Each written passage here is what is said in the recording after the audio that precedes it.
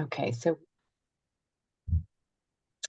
hi everyone. I'm going to call the meeting to order at 7:03. This is our August monthly meeting of the Commission on the Status of Women. And there's Jasmine too. Great. Hi, Jasmine. So the first order of business is the approval of the previous meeting, which was June 12th. We did not meet in July. So is there a motion to approve the minutes? Sharon, thank you. Is there a second? Ashley, thank you. Any comment or discussion?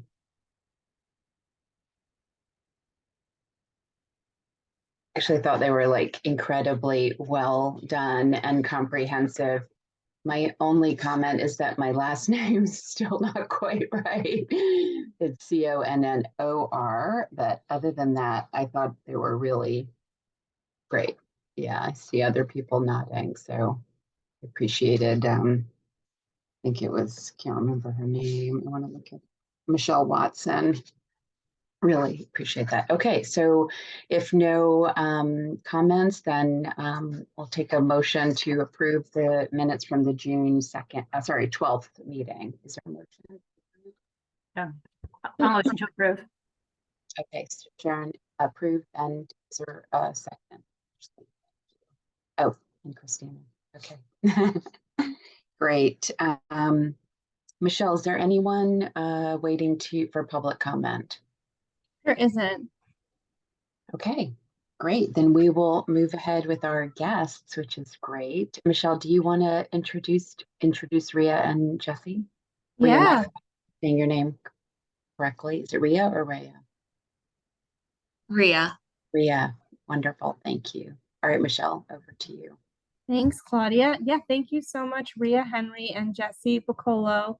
Jesse, am I saying your last name correctly? Yeah, you got it.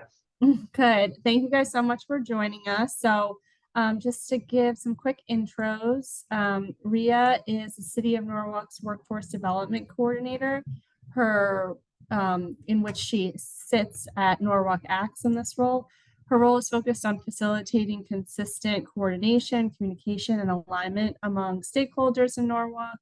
Additionally, she's been tasked with ensuring Norwalk is aligned and represented at the state and regional level, and she's been doing a lot of great workforce development work. And her and Jesse are going to share a presentation on what they have found through their research on workforce development in the city. And Jesse is the Deputy Director for Norwalk Acts. His responsibilities include overseeing strategic planning, data, communications, and operations. And Jesse is a Norwalk native and resident. So thank you guys so much for joining us tonight and for being willing to share this presentation with everyone. Thank you for having us. I'm happy to screen share.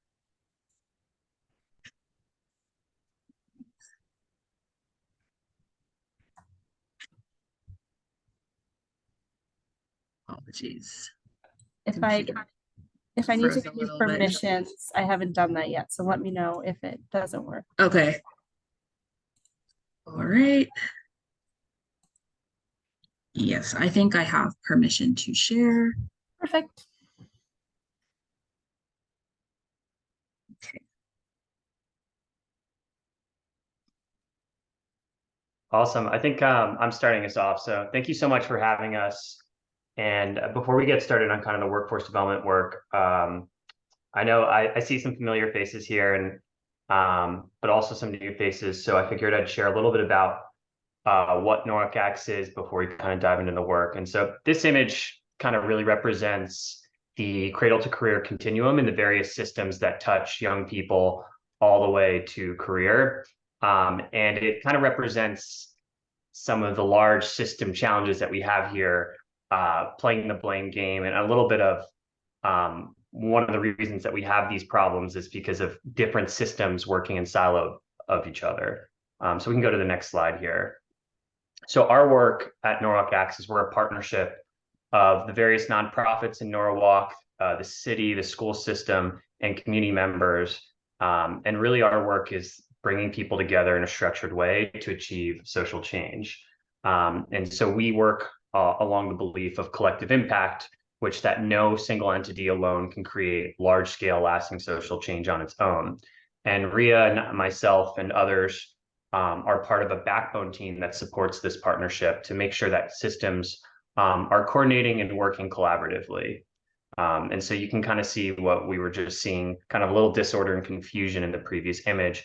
And our work is about getting folks to really align contributions, work collaboratively across different cradle to career issues. So we focus on some different initiatives: early childhood, social emotional health, out of school time, and then college and workforce readiness, which we'll kind of zoom in on today. You can go to the next slide. So before we kind of share more about our work, we do want to kind of ground this, our work in the data that we have. And so if we were to average the last 5 to 6 graduating classes of Norwalk Public Schools, 29% of those students, which is around 220 seniors each year from Norwalk Public Schools, graduate but don't enroll in college. And that's kind of where we lose them in the data. I want to be like super clear that not enrolling in college is not a negative thing, but it's simply where we don't have any kind of idea of whether these students have the skills, credentials, certifications, or making a livable wage here in Norwalk. And we have the ability to actually even dive deeper with that data and identify what neighborhoods students where there's a higher density of students that aren't enrolling in college. Of that 220 students each year, about 80% of those students are students of color. The other data point I want to share is from United Way, and it's around ALICE data. So ALICE stands for Asset Limited Income Constrained Employed. Essentially, it's a group of our population that are making above the poverty level line, but still not enough to afford the basic needs here in Fairfield County. So if we take the poverty level plus this ALICE population for Norwalk, 43% of Norwalk's households are struggling to afford basic needs. And so, sorry, Ria, can you go back to one slide? Okay, cool. So that's around 14,500 households that are struggling to afford basic needs. And that's based on kind of a livable wage. So right now we know that minimum wage in Connecticut, which has been increased in the last few years, is now $15. But according to kind of the United Way, a livable wage here in Fairfield County for just a single adult with no children is around $18 an hour. And then it significantly increases if you have children and you're the, multiple folks in the households and so forth. So just wanted to kind of ground us in the data, and then I'm going to turn it over to Ria to dive a little deeper with that. Thanks, Jesse. Okay, this is jumping, but we're finally on that slide anyway. So I just wanted to continue our data conversation with a gendered lens on our post-secondary outcomes and the labor force. So the graph on the left clearly shows that on average, about 40% of Norwalk public school female high school graduates, about 470 graduates from the classes of 2018 to 2022 do not enroll in college at all. So not immediately post-secondary or anytime in the future. On the right, it shows a table of college enrollment outcomes from the classes of 2015 to 2021.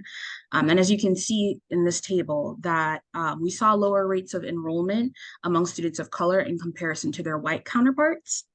But in contrast, further below on the table, you can see that students of color, particularly females of color, saw higher rates of enrollment at any time post-secondary. So maybe not immediately post-secondary, but at some point in their career trajectory, they enrolled in college. To turn to the labor force a little bit more, as you can see, between the years of 2017 and 2021, about 65% of females, about 16 and older, in Norwalk were employed. So that's pretty good outcomes in terms of the labor force. Now we're going to turn the conversation a little bit more to our local efforts here in Norwalk. So before we get on that, I just wanted to kind of introduce myself a little bit more and why we have a workforce development coordinator here in Norwalk. So my name is Ria Henry. I am the workforce development coordinator working on behalf of the city in partnership with Norwalk ACTS. I started this role last September, so it's almost a year now. And this has really been made possible due to an investment by the city of Norwalk. So my interest in workforce development is really from personal experience, I am first gen American, first gen in college, and I started my post-secondary journey in community college. And so I know firsthand that everyone's career journey is not going to look the same. But the goal with our efforts is really to ensure that residents have the resources, the access to opportunity that they need to be successful and to be self-sufficient. So just wanted to just kind of set the stage for just a little bit more talk about our efforts. So this graphic that you are seeing on your screen is representative of our Norwalk workforce development ecosystem and all the various facets and stakeholders that play a role in that ecosystem. So as you can see, we have career readiness, skills training, wraparound services, job placement, financial support for clients, training, and for employers as well. And so our challenge here in Norwalk is really that despite there being employer-driven demand for skilled roles, due to inconsistent communication among various stakeholders, training institutions, training providers, social service providers, the population, employers, educational institutions, the whole gamut. That's really resulted in underemployment for our residents and a lack of medium and high skilled talent to meet that employer-driven demand and below livable wages for some of our residents. So our goal really with our workforce development efforts is really to develop and build out infrastructure and strategy for Norwalk that'll meet that employer-driven demand, that'll give our residents that are looking for jobs access to education and employment opportunities that'll then give them a livable wage. So in my one-year tenure, I just want to give you a few updates on what have we accomplished so far. So communication is really one of the things that we've been focusing on and ensuring that all these stakeholders are aligned and are communicating about the various workforce development opportunities that are available. So we launched the Norwalk Workforce Development newsletter. It is a monthly publication that promotes events, resources, different opportunities. We launched in January and we currently have over 170 subscribers. In terms of infrastructure, we really worked hard to build out the Norwalk Workforce Development Steering Committee that launched last December, and the Norwalk Workforce Development Committee, which is separate, which is a larger committee that is open to any stakeholder in Norwalk that is interested in learning more about workforce development. We've had 2 quarterly meetings.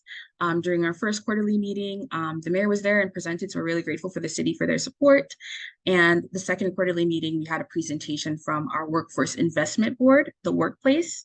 So that just goes to show that our Workforce Investment Board, the city, all of the major stakeholders in workforce development are really tapped into our efforts.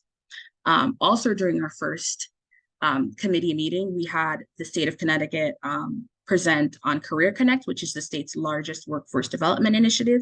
So the state is very much aware and engaged in our efforts locally as well. During these meetings, we use this time aside from presentations to really solicit feedback from our stakeholders in Norwalk on current projects. So I'll talk a little bit more about the projects in the next slide, but this is also a medium to do that. In terms of coordination, as I mentioned, we're really focusing on ensuring everyone's aligned and communicating. And so we've been focusing on capacity building specifically for the City of Norwalk's Community Resource Hub and also our partners such as Open Doors here in Norwalk. Aside from that, we've really been working with the workplace to ensure that they're maximizing their services here in Norwalk and that our residents are tapping into the services that they provide. And then finally, liaising with the state and regional efforts. So there's a lot going on at the state level with workforce development right now, and just ensuring that Norwalk is tapped into all of those resources and is really being represented at that level. So current projects. The Norwalk Job Board is a hyper-local job board that we've developed in partnership with the Greater Norwalk Chamber, the city, and Norwalk Acts to really highlight local opportunities that are available to Norwalk residents from Norwalk, Greater Norwalk area employers. What makes this job board really different is these are opportunities that do not require a 2 or 4-year degree, so no degree requirement. These are entry-level positions with career advancement opportunities. We are currently working on our marketing campaign for this job board to get all the employers in the area aware, and to also get residents that are looking for employment on this job board. And we're currently in the process of creating testimonials for our marketing campaign. And the mayor was one of our first testimonial videos, so we're really grateful to the city for that support. And we really think it'll be encouraging to other employers. The Norwalk Workforce Development Referral Resource Guide is a centralized guide. It is currently housed on our Norwalk ACTS website that highlights different training, education, and support service opportunities that are available to Norwalk residents. We have over 50 programs on there, and we have at the time it was 650, but over 700 views now on this guide, and it's really focused on being a tool at this moment for case managers. Our goal is to redevelop it a little bit more, that it's more resident facing. We've conducted training sessions to get providers up to date on how to utilize this and solicit feedback. And so we can continue to improve this.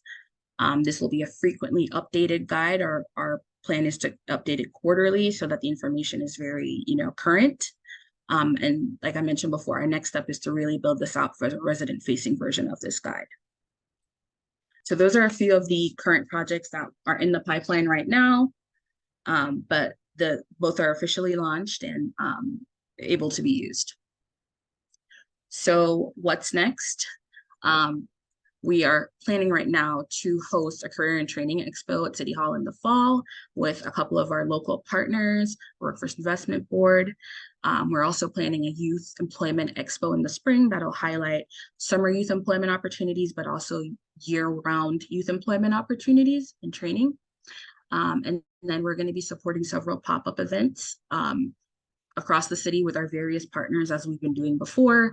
And so that's kind of what we have in the pipeline currently. I'll turn it over to Jesse. Yeah, and this is still in the works, but we had a case study event in June where we had folks from Baltimore City Public Schools, the city of Baltimore, and a partnership similar to ours called Baltimore's Promise. They came and presented a grads to career program. That's a program for students that are not enrolling in 2 or 4 year degree programs to get trained with wraparound support and job placement. And it's been highly successful in Baltimore. So they gave a case study presentation to some various stakeholders here in Norwalk. Dr. Straya was there, CEO of NCC, Cheryl Devonish was there, and a few other kind of key workforce development stakeholders.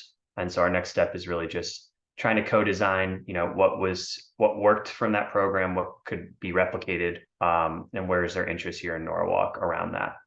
So that's another thing that's in the works. So I know we're tight on time, so I'll go through this pretty quickly. There's a lot of exciting data opportunity or data things coming this fall. First, I shared that data point around the 30% of Norwalk Public School students that are not enrolling into college, and that we don't have any data about what's happening to them. We put in a data request to the state of Connecticut over a year ago. That's finally gaining some traction, and I think we'll be getting this data this fall. And they've dedicated a data fellow to this particular project about what are the wage and employment sector outcomes for students with all college, some college, and no college. And if we can get that on an annual reporting basis, we can learn a lot more about what's happening to our students that are not going to college and how can we better support them. The second thing is a partnership with Fairfield County Community Foundation.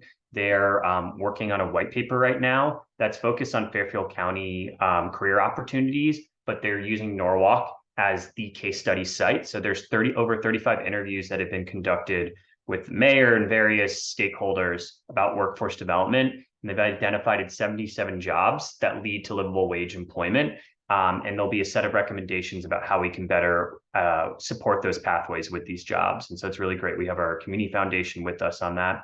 And then I shared that ALICE data. There's an updated version of that ALICE data coming out this fall with a new numbers and kind of a new household survival budget that will kind of give an updated livable wage number.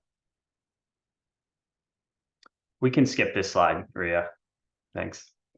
And so lastly, just, the challenges that we've seen over the past year, and Ria has done an amazing job of hitting the ground and running.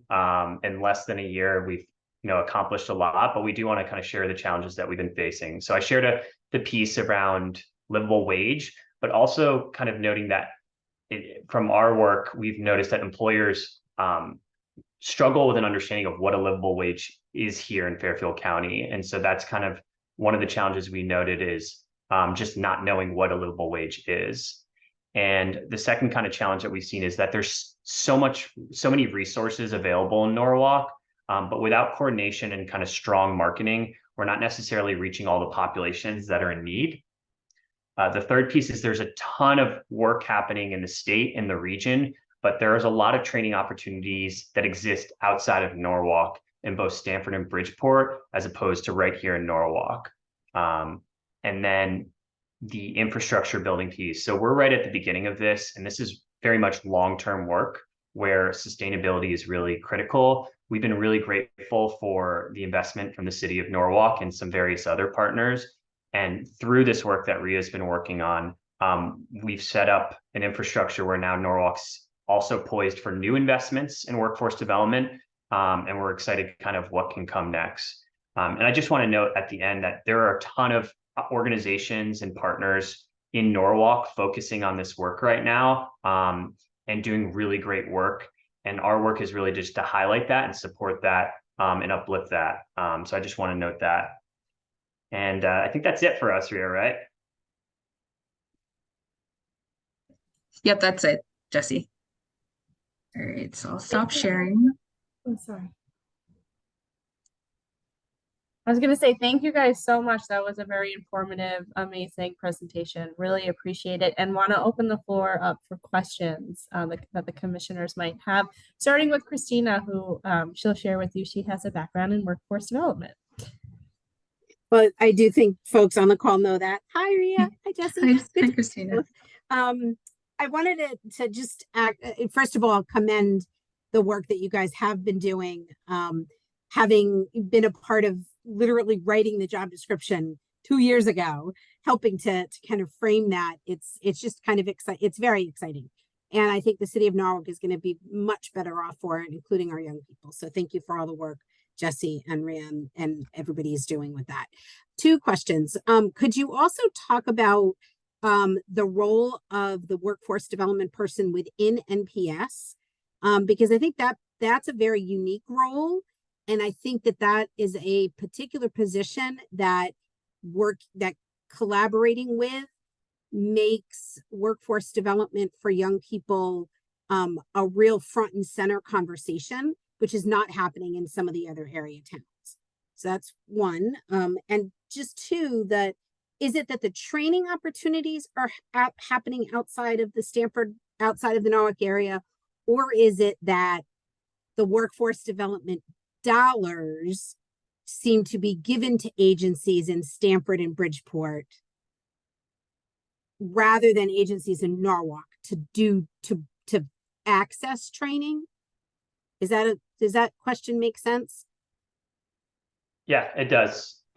So thanks, Christina. And we're grateful for your support and collaboration. Christina's been a great partner throughout the last few years on this. So to the first question around the Norwalk Public Schools Workforce Development Manager, who I think now has a new role. I think it's now Director of Workforce Development. So it's a really exciting time in this space because there are various workforce development roles like Rhea in different organizations. So the Norwalk Public Schools has one, Norwalk Community College, as well as even employers like Norwalk Hospital has a career navigator. And so now that we have all these folks in position, we're really poised to do some really great work. We work very closely with Norwalk Public Schools. That Baltimore case study event that I shared, we actually learned about it when the city of Norwalk, and Carol from Norwalk Public Schools went to Baltimore to learn about this model. In a few weeks, we're going to San Francisco to learn about some other work happening in workforce development with Norwalk Public Schools in the city and some other folks. I think the key point that we're really trying to focus on are the opportunities that exist for once students graduate. So we know that college should be an accessible option for everyone, but what are the menu of options that exist for students that aren't thinking about college? And I think, that's where we see ourselves as being supportive to the school system and working closely with them on that. And then to your second question, Christina, I don't necessarily have a great answer right off the bat. I think it's a combination of both. I know, Norwalk Community College is really seen as the workforce development hub here in Norwalk. And I think there's been some really great work happening with Open Doors also as an alternative option. I still think there are a variety of opportunities that exist in Bridgeport and Stanford that A, might just exist there, and B, might exist because of the funding that is going to those places. So I don't have a clear answer on that. But we have folks here in Norwalk that then get referred out. And so how can we create more opportunities here in Norwalk based on the barriers that we know exist, such as transportation and so forth? Yeah, I'll just add a bit to the first question that you asked, Christina. I just also wanted to add that the Norwalk Public Schools Workforce Development Director is on our steering committee. So she's every step of the way in our efforts very much aligned and offering strategic input, and work very closely together. So there's a very great relationship there. Terrific. And I think part of the challenge, which I know the college and I know we've been trying to fix in Norwalk, because my role is regional.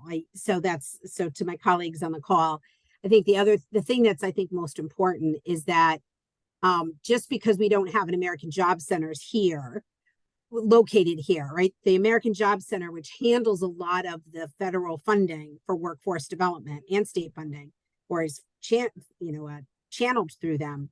They're housed in Stanford, they're housed in Bridgeport, but we have such a great need, which I know we all agree on, here in Norwalk, that I know Open Door has the Job Center, the American Job Center one-stop operator come to the Open Door shelter, and I know they come to NCC 1 day a week.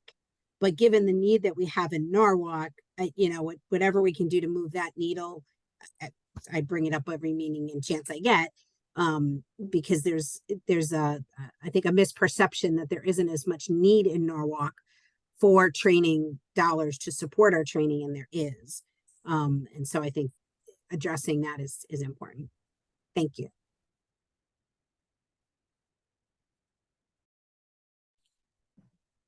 Thanks. Any other questions for Jessie? Yvonne? Yes, I just wanted to clarify, your target population is specifically youth, or are you doing workforce development for all ages? Our target population is all ages. So post-secondary, so youth that are going into post-secondary life, and also adults that are already out in the workforce or looking for employment. Awesome. Thank you.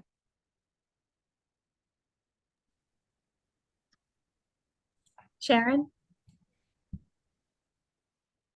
Hi there. Thank you for that amazing presentation. I've been here since I was 13, and that's probably more than I've heard in a lifetime on workforce development. But I have a quick question. Do you guys have an actual physical space? So we, I guess, this goes into kind of the more Norwalk Acts piece. I mean, we have an office here in Norwalk, but what makes us kind of different than other nonprofits is that we don't offer direct services. So we really work as a partnership of all the nonprofits, school system, city that are focused on these different areas. For example, this steering committee and so forth. So we work to convene folks, facilitate these conversations, and then provide data for the conversation. Yeah. So no, yeah, sorry. So we have like a physical office, but we don't necessarily do services. So I just want to get at that part. Yeah, no, I probably should have totally rephrased that. I'm so sorry. Is there an actual space where someone can walk in our city for workplace development in general? Like, I know I used to be on the board of the library. Sometimes they would come in, there'd be like a bus, but is there an actual space? So I would say there's a few places. Folks could go to NCC, they could go to Open Doors, or they can go to the Community Resource Hub at City Hall. And that Workforce Development Resource Guide that we shared, all the folks, the community resource specialists are trained in that, and they could be a referral. But there's also someone from the workplace that's in City Hall 2 days a week. So it's a little sporadic. There isn't a centralized, one place and that one would go just for workforce development, I think, to answer your question. That's good. Thank you so And much. that, Sharon, that's actually goes at exactly what I was saying, Yeah. is it's the one-stop centers, the one, it's a Monday night. I'm mixing up the titles, Jesse and Rhea. What am I trying to say? The American one-stops. What are they called? The American Job Centers. Thank you. Those are, in Bridgeport, you go there. I mean, can go to the other places, but that's, I think, what is missing. And that's sort of, so you and I are on the same page, Sharon. I definitely think that's missing, especially since years ago. But I think before both of you were involved, there was the bus, the career coach bus from the workplace that went to the Norwalk Library. There also used to be a Department of Social Services office here in Norwalk that was shut down years ago. And ever since then, there has been, to some degree, that void, which the city of Norwalk has been trying to fill with bringing back the Office of Community Services and such, but that is missing. Claudia? Yeah, thanks. Yeah, thank you both so much. It was incredibly interesting and so great to kind of see the breadth of what you're working on. And really, I'm impressed by the data that you have, which I know many of your partners are really data driven, like United Way. So I really appreciate that. I guess my question is sort of a couple of kind of parts connected, and it's more kind of just a longer term, please keep this commission in mind type of question. So I didn't hear a lot, and maybe there is sort of in the grant, like if we dug into the data or disaggregated it by gender, et cetera, but it would be super interesting for us as the commission, and given our remit, to look at if there are places that you're aware of that not geographic places, but like ways in which women in the city are disproportionately impacted by all of the factors that you're looking at and talking about, and including young women coming out of Norwalk High School, for example. So in those numbers of kids coming out of the high school who don't go on to any kind of college, kind of looking at if you have that data, or if at some point in the future that data is available, that would be really interesting to look at. We've been talking about so two other things, and just to kind of flag, not for necessarily for answers for now, but we've been doing some informal surveying by tabling at different events like Pride in the Park and so on. And we had 5 issues and that we had, and asking people to kind of select the one that they felt was the most urgent issue in Norwalk. And really we were looking for a steer from the community to us, like what should we be prioritizing? What does the community really think we need to be focusing on? And so I would ask you the same thing. If you see issues that you feel, areas where women and girls are being disproportionately, and others are disproportionately impacted, to bring that to our attention. And then lastly, we've talked a lot about connecting with Norwalk, both the high schools, Brian McMahon and Norwalk High, around kind of empowering young people, engaging them in civic life and community, and kind of running for office or considering being involved in the city, but recognizing that there's a whole lot of information sharing that has to be disseminated before people really understand what those potential roles are. What does it mean to sit on a board or a commission, or potentially run for office someday? So if you are, and we did have, some of us talked with Jennifer Barahona, and we're sort of saying like maybe we could partner on something. So just to keep that in mind too, that would be really great. If you are, we could table at an event, if you're having something, at the co-design workshop that you're talking about, if that led to some larger event. I also have this, kind of be in my bonnet about getting like all voting age people in the city, having like 100% voter registration in Norwalk. So just maximizing some of those opportunities and collaboration would be really amazing, I think. Yeah, thank you so much for bringing that up. I can tell you, we do, and I can get this to you later, we do have college enrollment persistence and completion data that could be disaggregated by gender. But some of the other kind of community level outcome measures that we're focusing on, we're not necessarily there yet. But just your second piece on kind of the civic engagement piece, we didn't really touch on that today, but that is a big piece of our work and something we've been talking a lot about that you kind of raised with our CEO, Jennifer. I know one thing that is happening this fall, we did this 2 years ago as a youth town hall Board of Education forum for candidates that was run and led by young people in the high school. And they asked really great questions. I don't know if anyone was able to watch that. It was like a great town hall for candidates. So I know we're doing something similar this year for the upcoming election. I don't have the exact details, but keep your eyes peeled for that in kind of the upcoming weeks. And I know that we're set on doing that again. That sounds great. And yes, I'd love to. I will keep my eyes open for that. Thank you. Anyone else want to chime in with a question? No? Well, let's give it up for Ria and Jesse. Thank you guys so much. Thank you for Thank you having us. so much. Really appreciate your time. Thank you so much. Hope you all have a great night. Have a great night. Thank you all. Bye. And I can share their email addresses with you all, just so everyone has that for all the great ideas. All Okay. right, so I will kick it back to you, Claudia. Great. Thanks, Michelle. So I think the next thing is an update on the documentary. But I think that was Shannon. I don't know if anybody has an update on that. I don't think so. So we can just come back to that next month, I guess. So the next item is the diversification of boards and commissions committee with an update on the meeting with the recreation and parks on their master plan.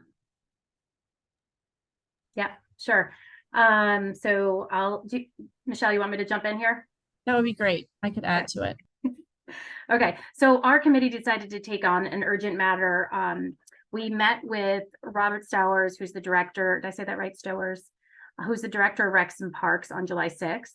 It was Michelle, Christina, and Ashley. So if you guys aren't aware yet, but the 10-year Parks and Recs master plan is up and in front of the council at this point. It's an absolutely impressive plan. I looked at it, but more through like a gender lens. And I noticed that there's really an opportunity for Parks and Recs to include a gender analysis in their sports plan. So for example, they look at race, they look at age, but the gender piece is missing. And that's really important because we want to make sure that the girls have the same opportunity as the boys. And Robert is an amazing man. He was absolutely up for that. And he was kind enough to meet with us, and he has agreed to put this into the plan in some way. And he'll be with us in September. And that's my update. Thanks, Sharon. I don't have anything to add to that. Yes, be prepared to ask him some questions, and he'll share more about the updated master plan. Sharon, I know you sent the plan to some of us, but did everybody get it? Because that might be great for folks to be able to, if not read the whole thing. Maybe there's an executive summary or something I don't really remember, but in preparation for his coming to talk to us. Yeah, sure. I can send that out. I think there's a new one. I think they're like updating it. Absolutely. Sorry, I was just going to say it's public and it's online. It's on the city's website. I can pass it around if that's easier for you, Sharon. Yeah, that would be great. And if Sure. I can, I'm sorry, I just want to say something. You know, we always talk about sports, but the reason why sports are so important is because they create leadership, right? And so it's not just about the sports, it's about creating women who are confident and who can lead. And so it's really important in the bigger picture. That's all. Sharon, did he say anything about, so great to hear the enthusiasm. Was there any discussion of sort of what the process would be to bring that perspective to the plan? Yes, so he's working with an organization that's going to pull that data. So they have to go back. So when we're talking about all this data, it's like how many hours are the girls using for fields versus the boys? Like we want to kind of dive into it to make sure that everything's equitable and from a gender perspective. So he's going to work with them to pull numbers. That's so hopefully we'll hear more from him in September. That's great. Thank you. Sorry, Christina. I just had a thought. Sharon, would it be helpful, and Michelle, would it be helpful maybe to send him a reminder of our questions that we would want him to address for our September meeting? Yeah, I If- think that would be great. The things that you want to ask and talk about. Yeah, I'm sure that would be helpful to him. Like, I'm just thinking my own retention level of that meeting and then vacation brains in between. So just to make sure that and it also does, it just helps keep things on task too. Absolutely. Thank you. So just to make that concrete, since our next meeting is September 11th, and so should we, Michelle, with those questions, would you be able to get him, is that the right process to get you questions to kind of funnel to him? Sure. I think we're all on an email too. You can send them to me or to him. Either way works great. I'll make sure that they get to him. Okay, awesome. Thanks. All right. Anything else on that? Okay. And thank you all for doing that. That's awesome. And for Sharon for kind of just seeing that and recognizing the urgent need to jump on it. I really admired the speed with which you did that. All right, the next item is we had touched on this 2 months ago, but to form a subcommittee to put together a recommendation for potential annual Norwalk Awards ceremony in March. We were thinking March. Well, Michelle and I talked about, we had talked potentially about March for International Women's Day or sometime that month. So I had said to Michelle that I would work with her. And we thought having at least one other person, we don't need a huge committee, but one other person if anybody's interested. And then we would that's to formulate as per the agenda, just to formulate a recommendation to bring back to the commission for kind of discussion and more brainstorming. Yeah, I think we were just looking for maybe one person. Sorry, did I interrupt someone? I was going to say the same thing.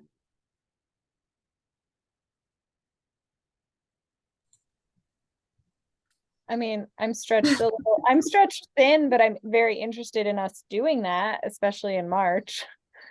So You are running for office. Yeah, she's really busy. I know. stretched a little thin, but I think it's a great idea. And like,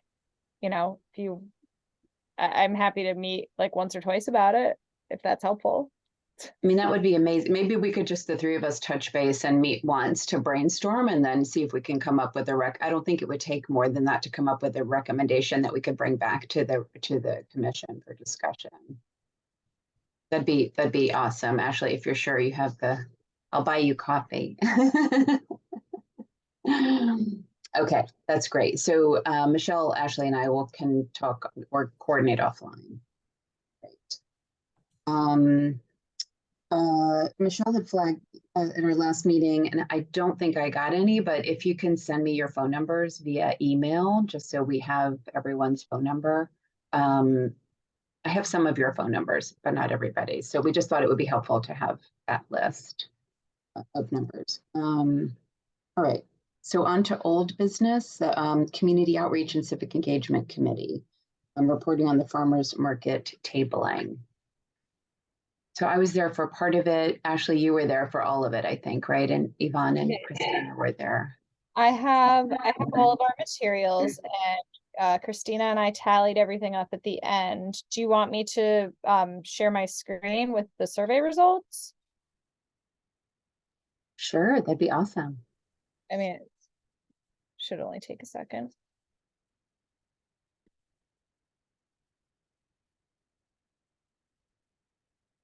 Okay.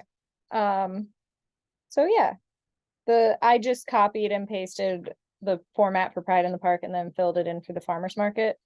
So we had 79 total survey respondents. Reproductive rights were still the top issue, same as they were for Pride in the Park. We did get, I would say, a higher percentage of residents versus non-residents being at the farmers market. So there's our results.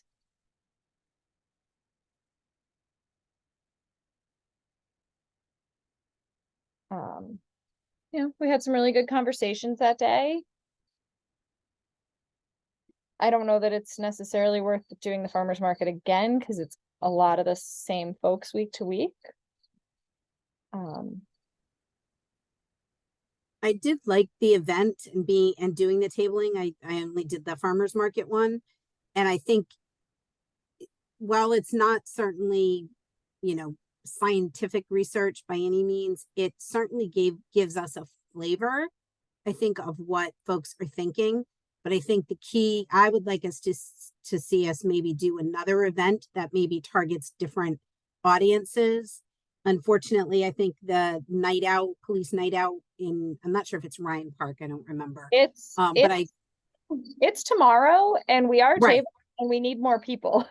Oh, you are tabling. Oh, okay. That's great. I apologize if I didn't see that. I've been summoned to a work meeting at 4:00 in Hartford, so I doubt I didn't see an announcement for it. If I did, I missed it being on vacation. So my apologies, but I think something like that will be a different audience and would be worthy. Yeah, it's, I think it did get added to our sign up sheet, but I don't know that anyone had checked that. And I think we were only emailing it within our community outreach, civic engagement little email thread, but it's tomorrow. Sarah, if you want to jump in with any of the details, because you were the contact, but it's from 5 to 8 I think it's at the police headquarters Oh, on it's at the police station. Yes, at the police station. Okay. And Sarah texted me, she's feeling under the weather, so I don't know how much she can speak. Okay. We are in a pinch though, because we really need extra coverage for the first part and the last part. So far, I'm the only person that can be there for most of the time. And the committee, most people have other commitments. So Ashley and I can set up, but she needs to leave by 5:45. But then we have a 15-minute of a space in which nobody will be there. Then I'll be there from 6 to 7, and we may need to leave earlier because Sarah cannot make it from 7 to 8. So if anyone's able to Yeah, come. I work until 7:30 tomorrow. I'm sorry. Okay. I would much Well, rather that's be helpful. going. I would much rather go to this event than my meeting in Hartford, but I have no choice. I'm so sorry. And it was just added at 3:00 this afternoon. So for 4. I think it's great that you guys will be there from 5 to 7 on a positive note. Mhm. So thank you for doing Yeah, and I've done that event once or twice, and that's where most of the people will be there. It kind of dies down like any event, like kind of like towards the end. So I think that that's okay. To not, even because I think even when I would do it for the mentor program, I think I would wrap up like around 7 because it's a long day. So I think I wrapped up like around 7 or 7:30. And you won't be the only ones. And Mhm. sorry, hi everyone. Sorry, I'm a little like Elon said, under the weather, but I got an email, I think Michelle sent it to me yesterday, that you could actually start setting up at 4. So if you want to set up at 5, that's fine. But if you want to arrive before that, you can. Do we know where, I assume they'll tell us where they have us slotted. I've never actually been to Yes. this event before. I mean, we have not gotten a lot of information, but they know we are coming. So they have the commission on their list, and we did the registration. So when you get there, I'm assuming they just direct you to where you are placed. And it's all right outside the police headquarters, so it's an intimate space. You'll be able to figure out, who to ask and where to go. Yvonne, maybe we scrap bringing the tent? I don't know that we need the tent if it's in the evening. And that makes it easier since there's only a couple of us. yeah, I think I could put it in the car and see how the weather there looks like. Because to put up Yeah. the tent, you need more than 2 people most of the time. You can get some extra help from the other people attending, but that's the most cumbersome thing, is putting that tent up. Yeah. But And from my experience, it's pretty like informal. You just go the streets are blocked off and you just find an empty space. There's no like set spaces from the 2 times I did it. I don't know if they changed. But I was under the Pression Police event. It was going to be super organized and it's just kind of like, they know who's coming and it's the providers in the community, and you just go with your tables and your information and you just pick a spot on the street out, like, both on the side of the police station and in the front of the police station, like that little L. Okay. From my 2-year experience, but I'm sure it's probably the same. I think it's been that way for a little while. Kind of park on the street wherever we can find a spot.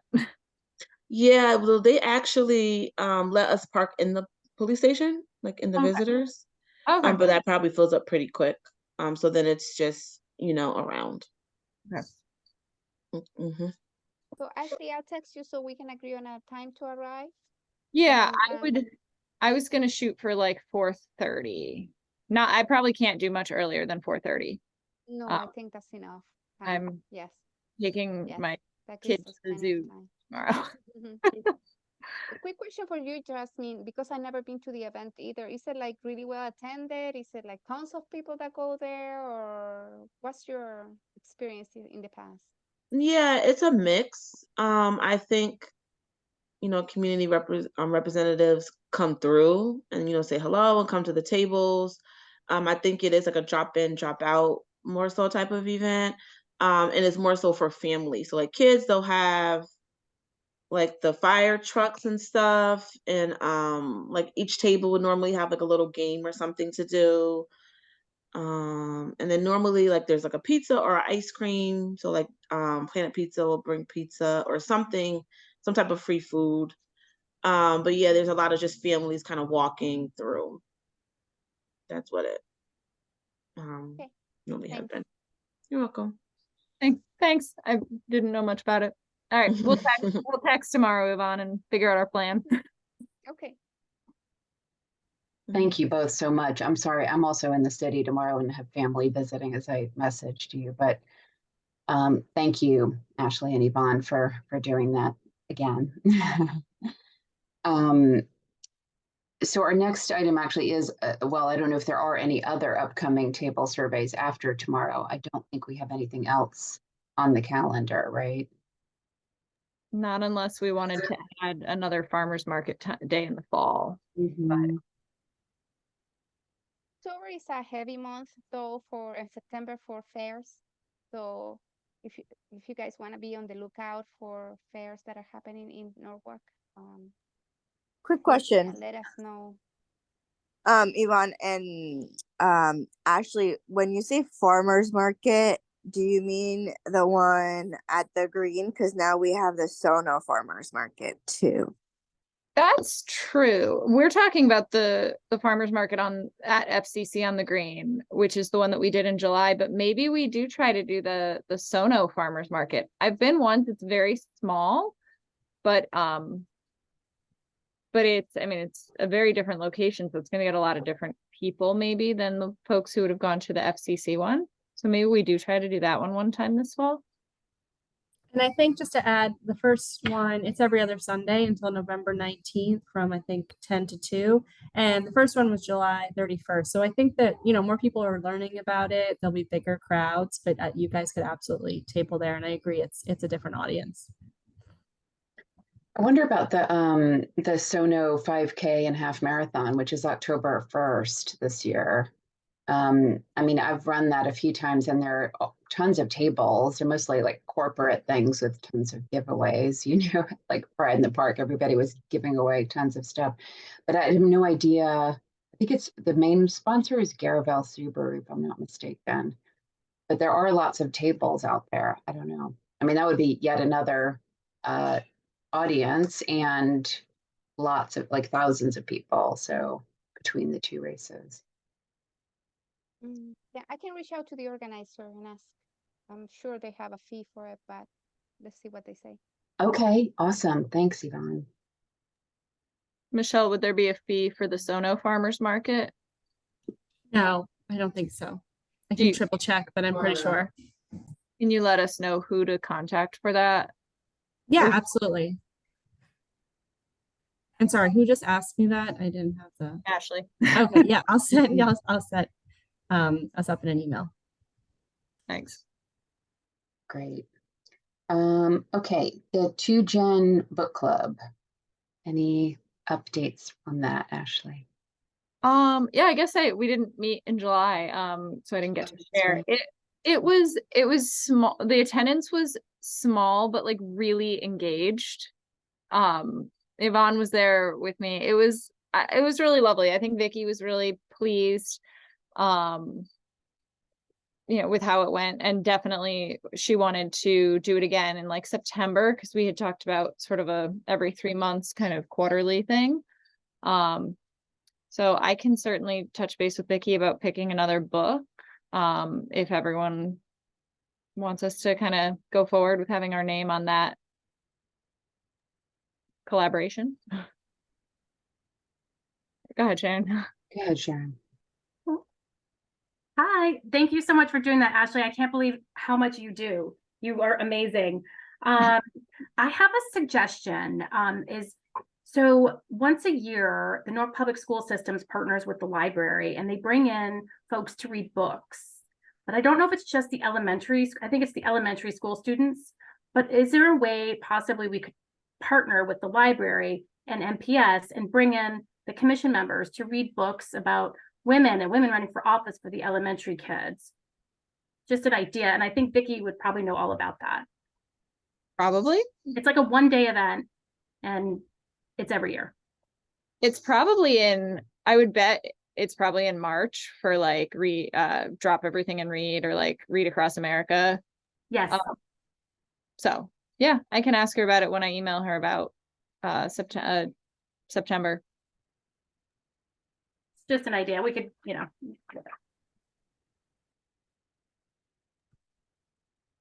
Great. Okay, awesome. And yeah, Ashley, please feel free to sort of like, if you want to do that outreach, and then just, if you want me to take that on, please just holler. Yeah, we get Okay. sorry, I'm outside. I'll probably get the ball rolling and then. Okay, that's great. That's great. Thank you. New organizations that may want to partner with the commission. Yvonne, your name is on that. I don't know if you have anything you wanted to share. I don't have any updates on that. Okay. T-shirts. So we have the new logo in the city. Congrats, Michelle. And so the next item was the T-shirts, and we had put that on pause pending the new logo. So My t-shirt maker is on vacation. She's coming back next week. So then I know one of the members of the commission had asked me for specifics about the t-shirts and what they looked like. So I can get back to everybody and then start collecting sizes and so on. And I think Michelle needs to confirm one more thing for the logo, right, Michelle? Yeah, I sent you the logo, and then the city, I sent it to Yvonne, and we are publishing a page on our website where everyone can access the logos too. So it's really accessible. And we have 3 different kinds. One is our official one, and then there's another one. It's a secondary one in case the official one doesn't fit in certain places, but it's pretty similar. And then the third one is a map of Connecticut. So it's just a little bit of a different design, but it's for promotional purposes. We wanted to give people the opportunity to use it. So I will share the link with everyone so you can see all 3 options before you decide what to use for your shirt. that sounds great. Thank you. I mean, the only thought I had when I saw the new logo in terms of T-shirts was just that many colors would be really expensive for printing. But so we'll see what the other 2 look like, and maybe I guess we could always do it sort of in a solid color, although that may be off-brand. But anyway, we'll see. I think you can find, I don't know if you're stuck on a vendor, but the city uses Minuteman Press too, and I don't think their T-shirts would be that expensive if you need an alternative. Okay, that's great to know. So we'll wait and see about your contact, Yvonne, and see. And I believe Minuteman is also a woman-owned business, just FYI. Okay, so the next item is diversification of boards and commissions committee. So I'll turn it over to whoever wants. So this is the, well, you already touched on some of this, but the monthly board and commission vacancy announcement reminder. Yep, we already talked about Robert Stowers. So just really quickly, just to bring to your attention an opening that that we have for the Board of Estimate and Taxation. Again, a really important committee or board. We have currently 5 men out of 6 positions. It's only 1 woman. And they have very specific rules about what district you need to be from. If you're interested in what party affiliation, you'd have to check the website. They meet once the first Monday of the month at 6:30. The terms are for 4 years. The Board of Estimate and Taxation serves as the city's fiscal authority and budget setting body. They levy taxes and set the city's property tax rates. They approve appropriations during the course of the fiscal year. And this is the important part. They authorize the financing of the city's capital budget. That's really important. And to have women there to make sure that it's equitable is really important. And that's my update. Oh, so if you know anybody, that's the point of this, is to think about people that might be a good fit for something like this. Somebody in budgeting, somebody who knows the city really well, and to bring them forward. That's the purpose of me reading these every month. Which is awesome. And thank you, Christina. Your hand is So up. 2 questions on that. Jasmine, I remember once you mentioning that there was a colleague that you have that you thought might be a good fit from BET. So I'm just jogging your memory. If you can remember, you didn't share a name or anything, so nor would I do that here. But I think you said you had someone in mind. So Yeah, just to rethink that. I remember. I was like, that was quick. Came back around. And also, don't we have openings on our own commission? And I believe we had put 2 names forward. Correct. Yeah. We have 2 vacancies, and there were 2 among this group. There were 2 people that were Yeah. flagged of it who were interested, and I know Michelle Correct. forwarded their resumes to the mayor's office. So I don't. Yeah, they were reviewed. I think one thing is we are looking for either an independent, an unaffiliated, or a Republican to fill a role in this commission. So if you guys know anyone at this point, that's part of the equation. So feel free to send more resumes forward. But those folks have been considered. Okay, because one of those did fall into that category. So Correct. thank you.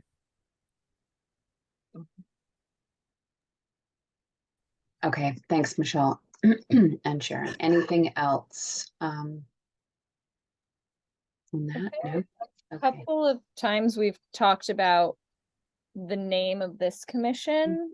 I know Sharon and I had emailed a couple times about it with each other. Like, that's something that maybe not tonight, but something we might want to put on the radar, especially if we're going to be doing shirts. Yeah, I think we talked about it in June, among other times, and we talked about it at Pride in the Park a bit when Sharon and I were chatting there, and you, Ashley, I think. So, and Michelle, you had said that there were some good, that it might be, helpful and interesting to look at what some of the other women's commissions have shifted to in terms of their names. So, I mean, it might be maybe, I don't know the best way to move that forward. It doesn't sort of fit neatly into any of our existing committees, but I mean, I'd be really happy if anybody wants to, I'd raise my hand to participate in kind of a separate, just one-off, side conversation to kind of explore what some other commissions are calling themselves, what we might want to call ourselves, and bring some options back to the larger commission. I'm totally open for other ways to proceed, but it has come up a number of times, and sorry, my dog's barking, but I was just going to say, I think that's a good start. Maybe if you want to form a subcommittee, and if anyone's interested in helping you, Claudia, gathering some research on what other commissions have done across the country, I'm happy to help with that process.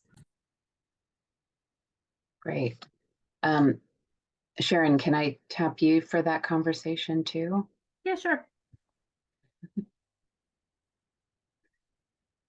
All right, and if anyone else wants you, just ping me, and I don't want to overburden people who are already doing so much, but again, it would just be to kind of brainstorm and bring it back to the commission. So. All right, anything else? No. Oh, Sharon, is your hand up? Yep, I just had one more follow-up. I wanted to know if, I think this is the time when the bill that Lucy was talking about with the free menstrual products for middle school and high school happened, and I wanted to know, I haven't seen anything as a parent yet about it. It's kind of I think it's a big deal. It's really great that they're doing that, and I wanted to see if there was some level of engagement that we could do to, I think that was your idea, Claudia, to promote that. Yeah, no, thank you for bringing that up. And that was actually in the minutes from our last meeting in June to kind of set, and I mean, any other, I mean, I think also we had talked too about celebrating that, but also, and kind of, yeah, making a big deal out of it, as well as the bill about child marriage. So yeah, I don't know the best, does anybody have any thoughts on how to, I mean, maybe it's just those two things, or maybe, you know, that's plenty. That's a lot. I mean, and so we had talked about kind of a letter to the editor or an opinion piece on behalf of the commission. And it was my understanding that that was going to take effect, the period packs, which is not the name of it, but the making that available. That's what we do in the humanitarian space. That was going to take effect July 1st and be in the schools as of the beginning of the school year. I don't know if anybody has any other information. I could follow up with Lucy Dathan to kind of, or I don't know if anyone has suggestions on the best way to get that information. The what, when, and how of it.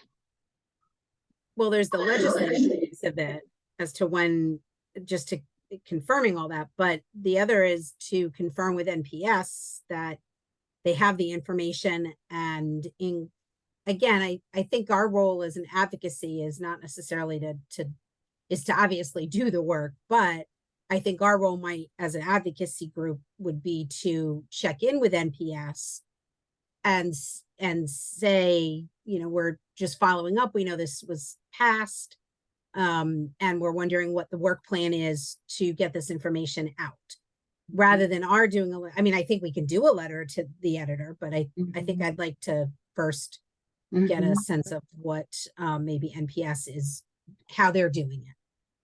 It's just I guess my thoughts.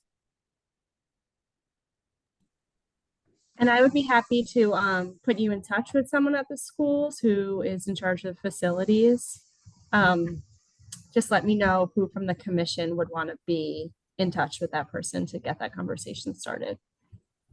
But I think it's twofold. One is facilities, which is the physical management of getting supplies in the bathrooms. The second is the promotion so that students know it's available and families. So I think those are twofold and I would think two different bodies within NPS might be responsible. Sorry, So, yes. I missed the part outside of the facilities. What was the other part? That's okay. Just, I think that it's twofold. I think it is finding out how NPS, just ensuring that the follow-up is based on the legislation is going to happen. But then in addition, how is it going to be promoted and how are the students going to be notified? So I think it's a dual, and I don't think the facilities department would be notifying the students. That's why.